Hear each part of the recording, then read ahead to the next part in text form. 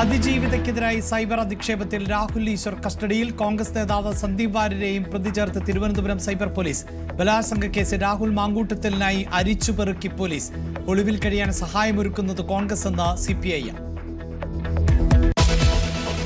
ശബരിമല സ്വർണ്ണക്കൊള്ളയിൽ ദേവസ്വം ബോർഡിന് കുരുക്കായി തന്ത്രി കണ്ഠരര് മഹേഷ് മോഹനരുടെ മൊഴി.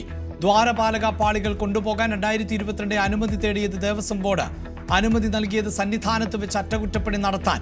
ഉണ്ണികൃഷ്ണൻ പോറ്റിയെയും ഗോവർദ്ധനെയും പരിചയമുണ്ട് എന്നും കണ്ഠരര് മഹേഷ് മോഹനര്. ജനതയിലെ ആർക്കെങ്കിലും ഈ സമരത്തിന്റെ അല്ലെങ്കിൽ വഖഫ് അധിനിവേശത്തിന്റെ കീഴിലുള്ള ആർക്കെങ്കിലും ഇത് കിട്ടിയോന്ന് എനിക്കറിയില്ല.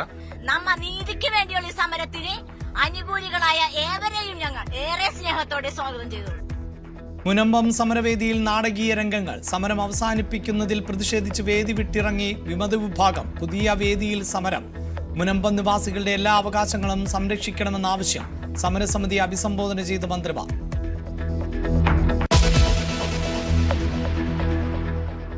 കേരളം ഉൾപ്പെടെ 12 സംസ്ഥാനങ്ങളിൽ തീവ്ര വോട്ടർ പട്ടിക പരിഷ്കരണത്തിന്റെ സമയം നീട്ടി. ഫോമുകൾ ഡിസംബർ 11 വരെ നൽകാം.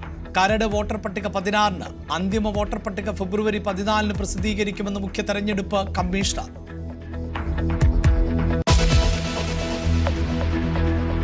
പീഡന ആരോപണത്തിൽ വടകര ഡിവൈഎസ്പി ഉമേഷിന് സസ്പെൻഷൻ. നടപടി ജില്ലാ പോലീസ് മേധാവിയുടെ റിപ്പോർട്ടിൽ. ആത്മഹത്യ ചെയ്ത CI ബിനു തോമസിന്റെ വെളിപ്പെടുത്തലിൽ അന്വേഷണം.